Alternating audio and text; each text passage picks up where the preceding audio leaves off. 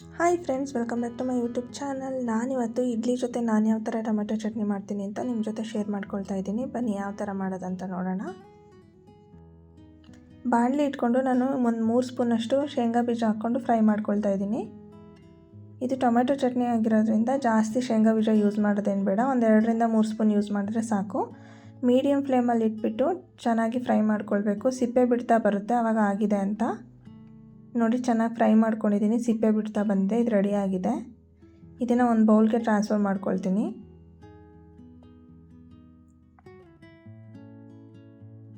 ಇವಾಗ ಅದೇ ಬಾಣಲಿಗೆ 2 spoon oil ಹಾಕ್ಕೊಳ್ತಾ ಇದ್ದೀನಿ.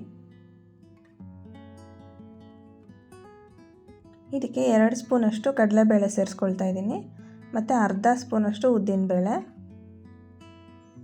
ಇದೆರಡೂ ಲೋ ಫ್ಲೇಮಲ್ಲೇ ಇಟ್ಕೊಂಡು ಸ್ವಲ್ಪ ಚೆನ್ನಾಗಿ ಫ್ರೈ ಮಾಡ್ಕೊಳ್ಬೇಕು, ಕಲರ್ ಚೇಂಜ್ ಆಗೋವರೆಗೂ.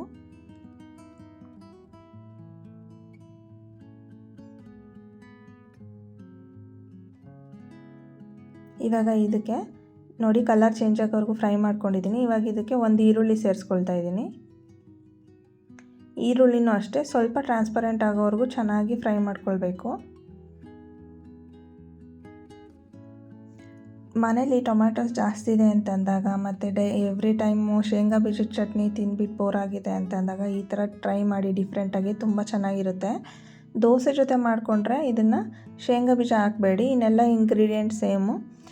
ದೋಸೆ ಜೊತೆಗೂ ತುಂಬ ಚೆನ್ನಾಗಿರುತ್ತೆ ಟೊಮೆಟೊ ಚಟ್ನಿ. ಟ್ರೈ ಮಾಡಿ ನೋಡಿ. ಇವಾಗ ನೋಡಿ ಚೆನ್ನಾಗಿ ಫ್ರೈ ಆಗಿದೆ ಈರುಳ್ಳಿ. ಇವಾಗ ಟೊಮೆಟೊ ಸೇರಿಸ್ಕೊಳ್ತಾ ಇದ್ದೀನಿ. ನಾನು ಇಲ್ಲಿ 3 ಟೊಮೆಟೊ ಕಟ್ ಮಾಡಿ ಇಟ್ಕೊಂಡಿದ್ದೀನಿ. ಚಿಕ್ಕದಾಗಿ ಏನು ಕಟ್ ಮಾಡಿ ಇಟ್ಕೊಂಡಿಲ್ಲ, ಯಾಕೆ ಅಂತಂದರೆ ಇದು ಲಾಸ್ಟಲ್ಲಿ ಮಿಕ್ಸರ್ ಮಾಡ್ಕೊಳ್ಬೇಕು. ಅದಕ್ಕೋಸ್ಕರ ಸ್ವಲ್ಪ ದಪ್ಪದಾಗೆ ಕಟ್ ಮಾಡಿ ಇಟ್ಕೊಂಡಿದ್ದೀನಿ. ಒಂದು ಬೆಳ್ಳುಳ್ಳಿ ಸೇರಿಸ್ಕೊಂಡಿದ್ದೀನಿ, ಸಿಪ್ಪೆ ಸುಲಿದ್ಬಿಟ್ಟು. ಇವಾಗ ಟೊಮೆಟೊಸ್ ಎಲ್ಲ ಸ್ವಲ್ಪ ಮೆತ್ತಗಾಗೋವರೆಗೂ ಫ್ರೈ ಮಾಡ್ಕೊಳ್ಬೇಕು. ಸ್ವಲ್ಪ ಹುಣಸೆಹಣ್ಣು ಕೂಡ ಸೇರಿಸ್ಕೊಂಡಿದ್ದೀನಿ. ಖಾರಕ್ಕೆ ಎಷ್ಟು ಬೇಕೋ ಅಷ್ಟು ಮೆಣಸಿನ್ಕಾಯಿ ಸೇರಿಸ್ಕೊಂಡಿದ್ದೀನಿ. ನಾನಿಲ್ಲಿ 4 ಮೆಣಸಿನ್ಕಾಯಿ ಯೂಸ್ ಮಾಡಿದ್ದೀನಿ. ನೀವು ಜಾಸ್ತಿ ಖಾರ ಬೇಕು ಅಂದರೆ ಜಾಸ್ತಿ ಮೆಣಸಿನ್ಕಾಯಿ ಹಾಕ್ಕೊಳ್ಬೋದು. ಟೊಮೆಟೊ ಜಾಸ್ತಿ ಹುಳಿ ಇದೆ ಅಂತಂದರೆ ಹುಣಸೆಹಣ್ಣೇನು ಸೇರಿಸೋದು ಬೇಡ. ನಾನಿಲ್ಲಿ ಸ್ವಲ್ಪ ಸೇರಿಸ್ಕೊಂಡಿದ್ದೀನಿ. ಇವಾಗ ಎಲ್ಲನೂ ಸೇರಿ ಚೆನ್ನಾಗಿ ಫ್ರೈ ಮಾಡಿಕೊಂಡು ಇದಕ್ಕೇ ಅರ್ಧ ಸ್ಪೂನಷ್ಟು ಅರಿಶಿನ ಸೇರಿಸ್ಕೊಳ್ತಾ ಇದ್ದೀನಿ. ಅರಿಶಿನ ಸೇರಿಸಿ ಚೆನ್ನಾಗಿ ಫ್ರೈ ಮಾಡ್ಕೊಳ್ಬೇಕು. ಟೊಮೆಟೊಸ್ ಎಲ್ಲ ಚೆನ್ನಾಗಿ ಮೆತ್ತಗಾಗಬೇಕು, ಆ ಥರ ಫ್ರೈ ಮಾಡ್ಕೊಳ್ಬೇಕು. ಉಪ್ಪು ಕೂಡ ಅಷ್ಟೇ, ರುಚಿಗೆ ಎಷ್ಟು ಬೇಕೋ ಅಷ್ಟು ಉಪ್ಪು ಹಾಕ್ಕೊಳ್ತಾ ಇದ್ದೀನಿ.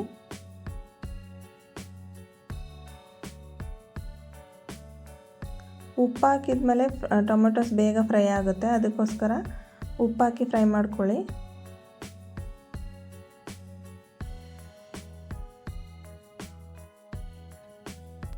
ನೋಡಿ ಚೆನ್ನಾಗಿ ಫ್ರೈ ಆಗ್ತಾಯಿದೆ. ಈ ಚಟ್ನಿ ಚಪಾತಿ ಜೊತೆ ಕೂಡ ತುಂಬ ಚೆನ್ನಾಗಿರುತ್ತೆ ಮತ್ತು ಬಿಸಿ ಅನ್ನದ ಜೊತೆ ಕೂಡ ಅಷ್ಟೇ. ನೀವು ಇವಾಗ ದೋಸೆ, ಚಪಾತಿ, ಇಡ್ಲಿ ಏನು ಮಾಡಿಲ್ಲ ಅಂತಂದರೂ ಕೂಡ ಈ ಟೊಮೊಟೊ ಚಟ್ನಿ ಮಾಡ್ಕೊಂಡು ಬಿಸಿ ಅನ್ನದ ಜೊತೆ ತುಪ್ಪ ಹಾಕ್ಕೊಂಡು ತಿಂದರೆ ಚೆನ್ನಾಗಿರುತ್ತೆ. ಅನ್ನದ ಜೊತೆ, ದೋಸೆ ಜೊತೆ, ಚಪಾತಿ ಜೊತೆ ಮಾಡಿದ್ರೆ ನಾನು ಶೇಂಗಾ ಬೀಜ ಸೇರಿಸಲ್ಲ. ಇಡ್ಲಿ ಜೊತೆಗೆ ಮಾತ್ರ ಮಾಡುವಾಗ ಶೇಂಗಾ ಬೀಜ ಸೇರಿಸ್ಕೊಂಡು ಮಾಡ್ಕೊಳ್ತೀನಿ. ಇವಾಗ ಲಾಸ್ಟಲ್ಲಿ ಸ್ವಲ್ಪ ಕೊತ್ತಂಬರಿ ಸೊಪ್ಪು ಹಾಕ್ಕೊಂಡು ಫ್ರೈ ಮಾಡ್ಕೊಳ್ತೀನಿ. ಪುದೀನ ಇದ್ದರೆ ಪುದೀನ ಕೂಡ ಸೇರಿಸ್ಕೊಳ್ಬೋದು.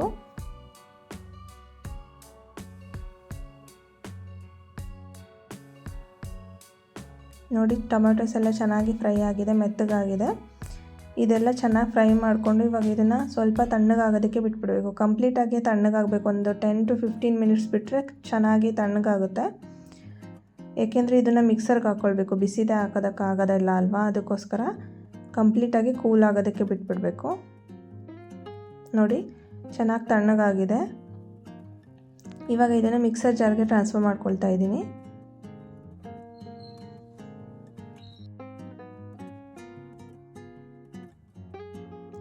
ಫ್ರೈ ಮಾಡಿ ಎತ್ತಿಟ್ಕೊಂಡಿದ್ನಲ್ಲ ಶೇಂಗಾ ಬೀಜ, ಅದನ್ನು ಕೂಡ ಸೇರಿಸ್ಕೊಂಡು ಇದನ್ನು ಮಿಕ್ಸರ್ ಜಾರ್ಗೆ ಹಾಕ್ಕೊಂಡು ಸ್ಮೂತ್ ಪೇಸ್ಟ್ ಮಾಡ್ಕೊಳ್ಬೇಕು. ಇವಾಗ ನೋಡಿ ಈ ಥರ ಸ್ವಲ್ಪ ಗಟ್ಟಿ ಆಯಿತು ಅನಿಸ್ತಿದೆ, ಅದಕ್ಕೋಸ್ಕರ ಇನ್ನು ಸ್ವಲ್ಪ ನೀರು ಹಾಕ್ಕೊಂಡು ಮಿಕ್ಸರ್ ಮಾಡ್ಕೊಳ್ತೀನಿ. ನಿಮಗೆ ಎಷ್ಟು ಕನ್ಸಿಸ್ಟೆನ್ಸಿಗೆ ಬೇಕೋ, ಇನ್ನು ತುಂಬ ತೆಳ್ಳಗಿರಬೇಕು ಅಂದರೆ ಜಾಸ್ತಿ ನೀರು ಹಾಕ್ಕೊಂಡು ಮಿಕ್ಸರ್ ಮಾಡ್ಕೊಳ್ಬೋದು. ನೋಡಿ ನಾನು ಈ ಕನ್ಸಿಸ್ಟೆನ್ಸಿಗೆ ರುಬ್ಕೊಂಡಿದ್ದೀನಿ. ಇದಕ್ಕೆ ಇವಾಗ ಲಾಸ್ಟಲ್ಲಿ ಒಗ್ಗರಣೆ ಹಾಕ್ಕೊಂಡಿದ್ದೀನಿ. ಸಾಸಿವೆ, ಹಿಂಗು ಮತ್ತು ಕರಿಬೇವು ಹಾಕ್ಕೊಂಡಿದ್ದೀನಿ. ಇಷ್ಟೇ, ತುಂಬ ಸಿಂಪಲ್ಲಾಗಿ ಮಾಡ್ಕೊಳ್ಬೋದು, ತುಂಬ ಚೆನ್ನಾಗಿರುತ್ತೆ. ಇಡ್ಲಿ ಜೊತೆ ಸರ್ವ್ ಮಾಡಿದರೆ ತುಂಬ ಟೇಸ್ಟಿಯಾಗಿರುತ್ತೆ. ನೀವು ಕೂಡ ಟ್ರೈ ಮಾಡಿ. ಈ ವಿಡಿಯೋ ನಿಮಗೆಲ್ಲ ಇಷ್ಟ ಆಗಿದ್ರೆ ಲೈಕ್ ಮಾಡಿ, ಶೇರ್ ಮಾಡಿ, ನನ್ನ ಚಾನಲ್ನ ಸಬ್ಸ್ಕ್ರೈಬ್ ಮಾಡ್ಕೊಳ್ಳಿ. Thanks for watching.